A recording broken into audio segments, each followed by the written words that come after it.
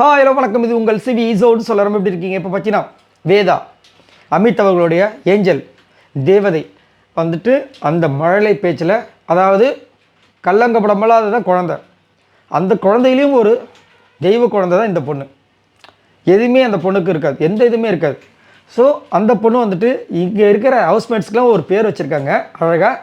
அந்த விஷயத்தை நம்ம பார்க்க போகிறோம். அதுக்கு முன்னாடி பார்க்குற எல்லாருமே நம்மளோட சேனலை சப்ஸ்கிரைப் பண்ணிட்டு பாருங்கள், லைக் பண்ணுங்கள், கமெண்ட் பண்ணுங்கள், ஷேர் பண்ணுங்கள். நம்ம இந்த வருஷத்துக்குள்ளே நம்ம கண்டிப்பாக நம்மளோட சேனல் ஒரு வருஷத்தை அச்சீவ் பண்ணோம். ஒரு வருஷத்தில்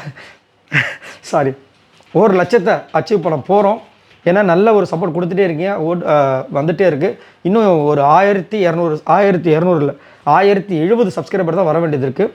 கண்டிப்பாக வரும். இந்த ஒரு வருஷத்துலேயே நம்ம முடிச்சிடுவோம். இந்த இயர் எண்டுக்குள்ளே நம்ம ஒரு வருஷத்தை அச்சீவ் பண்ணணும்னு நினைக்கிறேன் கண்டிப்பாக. சரி, இப்போ வந்து அந்த குழந்தை என்ன சொல்கிறா அப்படின்னு கேட்கலாம். கண்டிப்பாக ரொம்ப அழகாக இருந்துச்சு. நீ சொல்கிற தங்கம், நீ வந்து என்னமோ யோசிச்சு வச்சிருந்தால அதை பற்றி சொல்லுன்னு சொல்லிட்டு அவங்க அம்மா சொல்கிறாங்க. ஏன்னா அவங்க அம்மா வந்துட்டு நீ வந்து சேடாக இருந்தால் உன்னை இப்படி சொல்லுவாங்க, ஹாப்பியாக இருந்தால் இப்படி சொல்லுவாங்கல்ல அப்படின்னு சொல்லிட்டு புரிய வைக்கிறதுக்காக ஒரு டேர்ம் சொல்லியிருக்காங்க. அதை வந்து இங்கே வந்து சொல்கிறாங்க பாப்பா வேதா. சபரிக்கு பேர் ஷாக் சபரி. அவரோட எக்ஸ்பிரஷன் இருக்குல்ல, ஷாக் பண்ணுவார்ல, அந்த இதுக்காக. திவ்யாவுக்கு வந்து டேரிங் திவ்யா. டேரிங்னா தைரியமா, ஸோ அந்த இது சொல்லியிருக்காங்க. அதுக்கப்புறம் வந்துட்டு கனிக்கு வந்து கைண்டு கனி, அந்த முதல் எழுத்தை வச்சு தான், சரிங்களா. அதுக்கப்புறம் சாண்ட்ராக்கு வந்து style Sandra, so dressing sense இதெல்லாம் பார்த்துட்டு. வினோத்துக்கு வந்துட்டு விட்டு வினோத். எப்படி இந்த பொண்ணு கண்டுபிடிச்சுன்னு தெரியல இந்த வார்த்தையெல்லாம். அதுக்கப்புறம் வந்து விக்ரமுக்கு வந்து வைப்ரண்ட் விக்ரம், எப்பவுமே ஒரு வைப்ரண்ட்டாகவே இருக்கார்ல, சான்ஸே இல்லைல்ல. அப்புறம் கமருதீனுக்கு வந்து கிங் கமருதீன், சான்ஸ் இல்லைங்க. அரோராக்கு வந்து ஆசம் அரோரா. ஒன்றும் பண்ணுவேன், குழந்தை சொல்லிடுச்சு, நம்ம ஒத்துக்கிட்டு தான் ஆகணும். அதுக்கப்புறம் பார்த்தீங்கன்னா சின்சியர் சுபிக்ஷா, சூப்பரில். அடுத்து வந்துட்டு பாருக்கு வந்து பிளேயிங்ஃபுல் பாரு, பிளேஃபுல் பாரு, விளையாட்டு தான் அப்படின்ற மாதிரி பாப்பா கூட அந்த விளையாட்டை கண்டுபிடிச்சிருக்கு. அதுக்கப்புறம் அமித்துக்கு வந்து அமேசிங் அமித்து. அப்புறம் ஒரு சில விஷயங்கள்லாம் சொன்னாங்க, சபையாக இருந்துச்சு.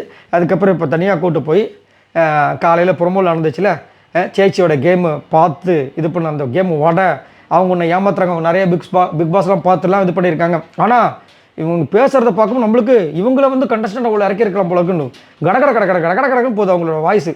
செம்மையாக வந்து, அதுவும் ஆதரவு அமித்து சொல்லிட்டு கலாய்ச்சிட்டே இருந்தாங்க.